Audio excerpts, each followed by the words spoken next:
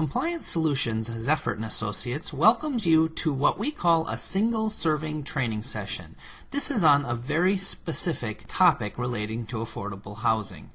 We will review in this session the Affirmative Fair Housing Marketing Plan form published by HUD. I am Scott Michael Dunn, Vice President and Chief Compliance Officer.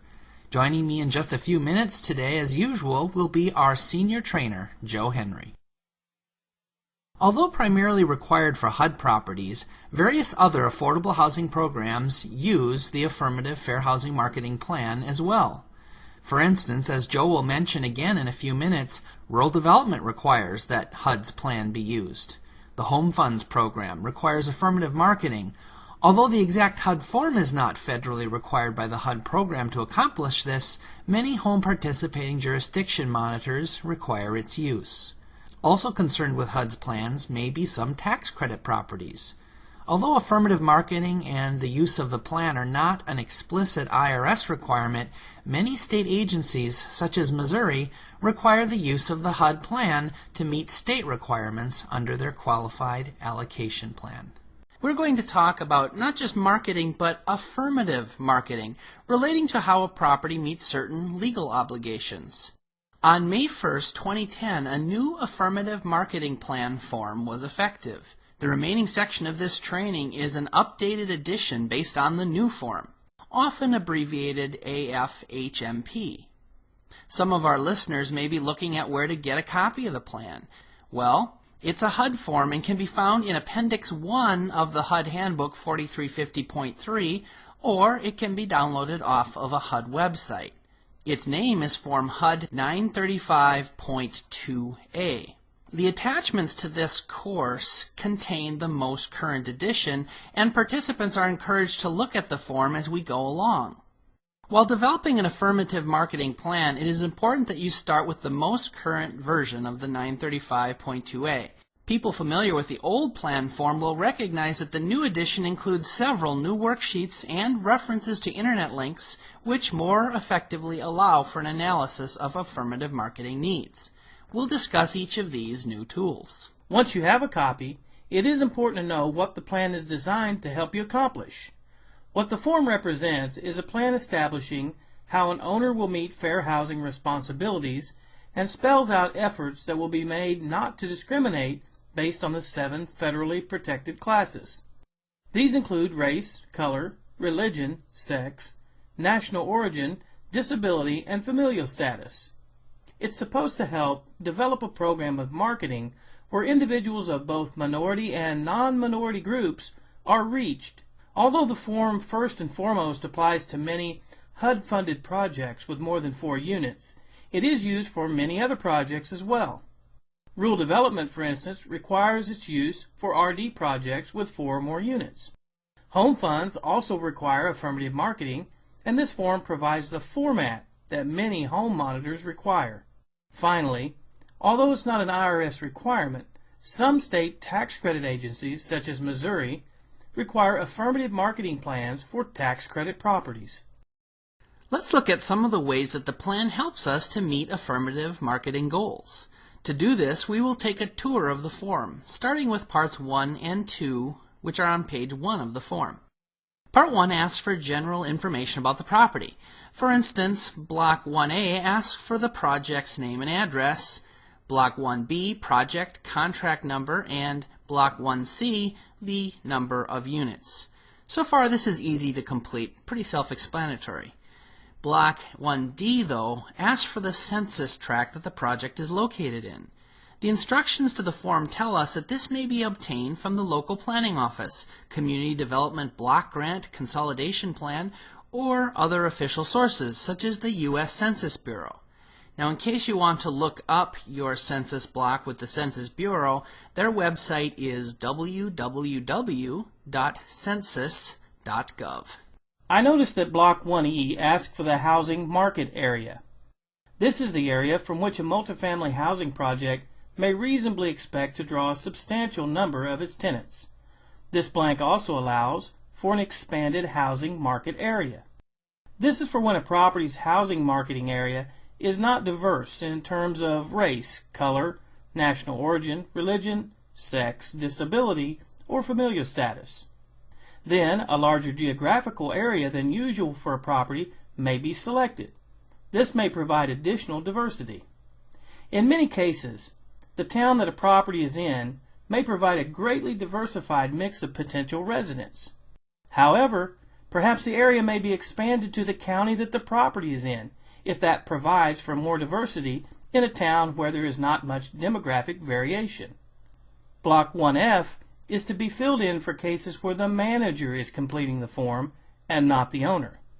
If it is a management agent completing the form, they will fill in their name and contact information here. Owner information goes in block 1G. Now, whether the owner, manager, or other entity is responsible for marketing is checked on 1H. And contact information for a specific person can be recorded here. So far, this has mostly been informational data that we've been recording. This continues with Part 2, which is also on page 1. Block 2A requires us to complete information regarding whether the plan is an initial plan for the property or a revision of an existing plan and the date of the plan. If it is an update, the reason for the update should be provided. This could be because it is due for its 5-year review, or because demographics or other conditions in the area have changed, or for other reasons. Now on Block 2B, we indicate whether the property is elderly, family, mixed elderly and disabled, or disabled according to the agreements with the government and fair housing practice. Block 2C, date of initial occupancy, is the date that the project is or will be first occupied. 2D is where we put the date when advertising started under this plan. If the plan is being put in place when a waiting list is being opened or closed, additional data is asked for, including the number of people on the waiting list when the plan begins. The plan reminds us that marketing should begin at least 90 days prior to initial occupancy for a project.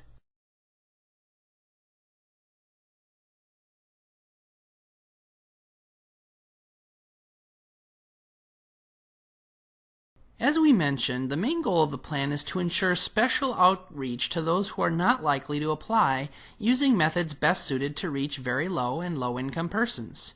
In the instructions to the form, HUD tells us that least likely to apply means that there is an identifiable presence of a specific demographic group in the housing market area, but members of that group are not likely to apply for the housing without targeted outreach, including marketing materials in other languages for limited English proficiency individuals and alternative formats for persons with disabilities. What are some reasons people may not apply, Joe? Reasons for not applying can include, but are not limited to, insufficient information about housing opportunities, language barriers, or even transportation impediments. In order to develop a marketing plan to reach such persons, we need to establish which persons or groups may be unlikely to apply or hear about our property. Now we continue this process on the next page of the plan, page 2. Part 3 walks us through an analysis of our community. Block 3A asks us to record demographic data. An attachment to the plan is called Worksheet 1. This worksheet has rows, which list demographic characteristics including several major racial or ethnic backgrounds, persons with disabilities, and families with children. It also allows for an Other category. Sections of the population that fit within any of the fair housing protected classes, such as religion or national origin, may go here if there's a good reason to consider them less likely to apply than other groups. In the columns of this worksheet, we then enter the percentage of the persons in these categories that make up the population of our project. If it is occupied, the waiting list, the census tract the project is in, and the housing market area or expanded housing marketing area if used. If the percentage for the project and or the waiting list is very different than the area that the property is found in, it indicates that such persons may not have access to our marketing, and then special outreach should be initiated or maintained. So where do we go to get the demographic statistics? Well, the instructions restate that wherever possible, Statistics should be obtained from a local planning office, Community Development Block Grant Consolidated Plan, or another official source, such as the U.S. Census Bureau.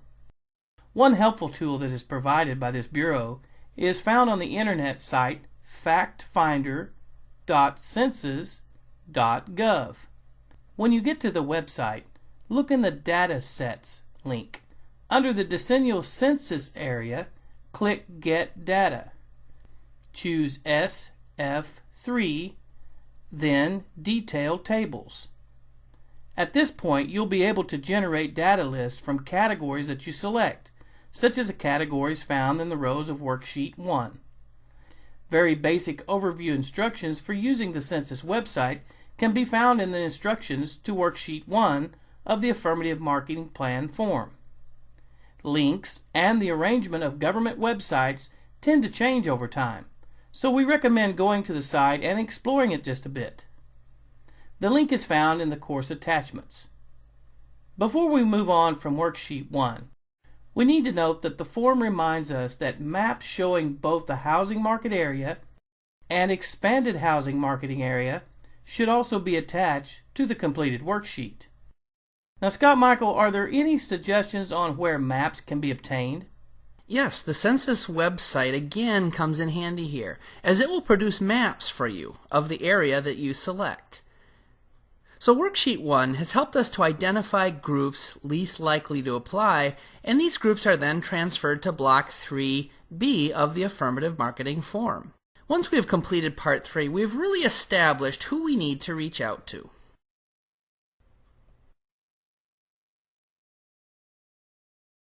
The plan, when finalized, should be submitted to the appropriate monitoring agent for approval. For instance, HUD and Rural Development will need to approve the plan for those types of properties.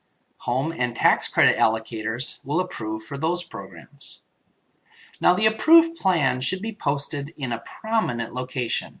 Some possibilities are the property office, community room, laundry room, or other location where applications are received. The point is that the public should have ready access to the plan. If you enjoyed this course, please check out our full course catalog for a wealth of other training opportunities. After the closing credits, which are about to follow, you may close down this course and it will be recorded as completed in the learning system.